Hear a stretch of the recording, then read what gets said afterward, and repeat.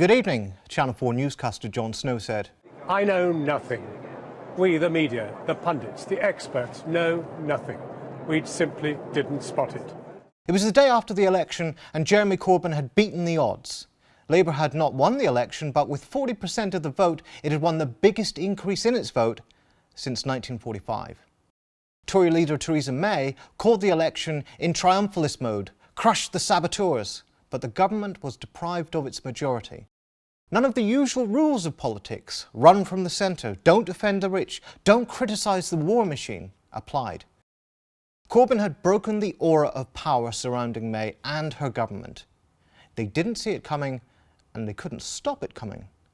No wonder that when Rupert Murdoch heard the news about the results, he reportedly stormed out of the Times election party. The majority of news outlets, as we showed in a previous media review, did all that was in their power to suppress Labour's vote. Murdoch's flagship tabloid The Sun led the attacks from the right. Its last election day front page urged voters not to chuck Britain in the Corbyn and dubbed Corbyn a Marxist extremist and terrorist friend, and calling for a Tory vote to keep Corbyn and his sinister Marxist gang away from power. The Liberal Guardian wasn't much better, at best offering grudging support to Labour in spite of its leader. Former Guardian journalist David Hirst writes for the Middle East Eye that the Guardian never gets a political result right and got it really wrong on Corbyn. Leading journalists like Alan Travis and Martin Kettle convinced themselves that the centre was still vibrant and that Corbyn was shedding the white working class vote to Theresa May. Almost universally then, Labour was panned in the press with an overwhelmingly negative focus on Corbyn's personality. Studies by Loughborough University showed that the Tories had a clear advantage in terms of both press and broadcaster coverage, and Labour's coverage only tended to spike when it was relentlessly negative. Aside from Corbyn, Diane Abbott was a particular hate figure for the media. Demonised, in the words of the Express, as anti-British and unfit to hold high office, Abbott was scorned in similar terms by The Sun as unfit to be Home Secretary because of her past opposition to MI5 and Special Branch. She was also deemed uniquely stupid. An instance of failing to recall some figures led The Telegraph to denounce her for the most embarrassing political interview. ITV exulted in another numbers gaffe in a later interview, while The Spectator called her galactically dim. On election night, Abbott gained one of the biggest votes, increasing her majority to 35,000. But if the British media suddenly realise that they don't have all the answers, have they shown a new humility since the election? Have they rethought? Yes and no. There have been very public demonstrations of contrition and humble pie eating. One pundit even ate his own book, having predicted that Labour couldn't poll as high as 38% under Jeremy Corbyn. Polly Toynbee, one of The Guardian's most conventionally liberal Westminster columnists, had relentlessly bashed Corbyn in the run-up to the election. She was particularly incensed that he acquiesced in Tory leader Theresa May's call for an early election. Wrong, wrong and wrong again. Was there ever a more crassly inept politician than Jeremy Corbyn, whose every impulse is to make the wrong call on everything? After the election, she marvelled that, defying all prediction, Theresa May was trounced and Jez we can was no wishful fantasy. Listen to the sound this morning of the eating of hats and the munch of humble pie from those of us who warned he could never get anywhere near success. The Independent's John Rentoul, a Blairite ultra, attacked YouGov for predicting a hung parliament, saying it was bunkum and balderdash. But as he wrote in the aftermath, having been wrong about him twice before, he was once again wrong about Jeremy Corbyn. Not everyone was even willing to go that far. In the Daily Mail, the Blairite pundit Dan Hodges had written before the election, "Despite the twists and turns of this increasingly surreal campaign, Corbyn will struggle to significantly exceed the 31% Ed Miliband achieved in 2015. But Hodges wasn't one to take back his words. After the election, he wrote, "This is supposedly a time for those of us who criticise the Corbyn project to devour humble pie. Wrong. British politics has just survived a near-death experience." The former Blair spin doctor was gratified that the Tories had clung on to power, and may even have been quietly consoling himself with the possibility that the wrecking operations of pundits like himself had contributed a little to keeping Labour's vote lower than it was. Aside from the pundits, many newspapers which had worked to crush Corbyn were curiously shy about acknowledging the unexpected surge. They tended instead to focus on Theresa May's personal failure. May's big gamble fails, trumpeted the Times, which only the day before had cheered that Tory lead grows in election's final polls. Mayhem, cried the Sun in response to the threat of a hung parliament. Britain on a knife edge, the Mail warned. Shock for May as exit polls point to hung parliament, said the Telegraph. The Guardian, which, having thrown everything at Corbyn that its resident bien-pensants could muster, had belatedly and grudgingly decided to back Labour, led with exit poll, shock for May, coupled with a glowing photograph of Corbyn.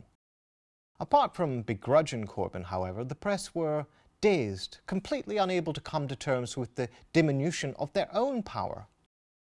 So why didn't the papers have the effect that they and the Tories wanted? Why didn't the usual techniques of smearing and dog-whistling work? In part because far fewer people are reading the newspapers these days. As statistics from the Pew Research Centre show, under the age of 45, less than a quarter read the papers. Under the age of 35, it's less than a fifth.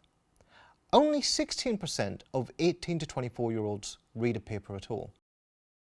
Open Democracy's analysis of news and advertising in the general election shows that on Facebook, websites like The Canary beat the BBC, The Mirror and The Telegraph in terms of shares, while the blog Another Angry Voice beat the Daily Mail and The Express. Social media shares were overwhelmingly pro-Labour. As BuzzFeed put it, people on Facebook only want to share pro-Corbyn, anti-Tory news stories. The most popular stories were those discussing Corbyn's support from grime artists and other celebrities, a complete inversion of the demonisation going on in the print and broadcast media. Apart from organic shares, there was also a more proactive online campaign by Labour, according to Bloomberg. Labour tweeted more, posted more, and was shared more than all of its rivals. Social media was also useful in registering voters, drumming up money and volunteers, and in organising them. As the blog Left Foot Forward points out, Momentum raised £100,000 at the start of the campaign, and it then used the money to build online campaigning tools like mynearestmarginal.com, sending activists to Labour front lines and circumventing a defensive campaign run by Labour HQ. It also enabled Labour to boost activist morale by widely sharing images and coverage of Corbyn's mass public meetings and concert appearances. As The Guardian showed in a video report, this also contributed to the spread of a youth culture meme in which people chanted Corbyn's name to the tune of Seven Nation Army by the White Stripes. Oh, Jeremy Corbyn! Oh, Jeremy Corbyn! Mr. Corbyn! The Tories did have their own well-funded social media campaign. As The Independent reports, they spent more than £1 million on negative adverts. But Labour's campaign was more positive, designed to motivate its voters, and had far more organic reach. In this way, Labour successfully exploited the possibilities of new online media to outflank the established press and broadcasters and the Tories. There were, of course, many other reasons why Labour was able to surprise the pundits, pollsters and politicians. Its manifesto was overwhelmingly popular, and Theresa May's campaign was abysmal. But would the media understand the connection between their own declining sales and revenues and the rise of the Corbyn voter? Mostly not. Some media were capable of criticising others. Suzanne Moore of The Guardian was able to scoff at The Sun and The Mail for trying to crush Corbyn without acknowledging her own paper's humble contribution to this effort. Perhaps it's too much to expect self-reflexivity. Would they at least grasp that Labour cut through the Brexit flag-waving and terror scaremongering of the press with an explicitly class-focused campaign? To the contrary, a strange narrative started to develop that Labour's strong support from the young was about their being, as the Mirror put it, furious over Brexit. Robert Ford, writing for The Observer, likewise claimed that the result reflected the revenge of the Remainers. The Telegraph agreed that it was about the revenge of the liberal metropolitan elite. Predictably, this was linked to a claim that Labour's vote was becoming middle class, with John Gray arguing in the ever-dreary New Statesman that the party had been subject to bourgeois capture. But Labour barely campaigned on Brexit. The Liberals, who did, actually saw their rock-bottom vote fall. As the Loughborough studies show, Brexit sharply declined as an issue throughout the campaign, taken over by issues like health, taxes and defence, just as Labour's support was rising. And Labour's biggest vote increase came from the young and poor. Whatever moment of reflection was briefly entertained in editorial offices, it's back to business as usual. And that business is demonisation. The Daily Mail is back to inciting panic over hard-left bullying. And the Times is once more whispering of Corbynite purges, claiming that there is to be an exodus of Labour moderates to preempt purge. The one consolation is that business as usual means decline for the British press. As Napoleon Bonaparte once said, never interrupt the enemy while he is making a mistake.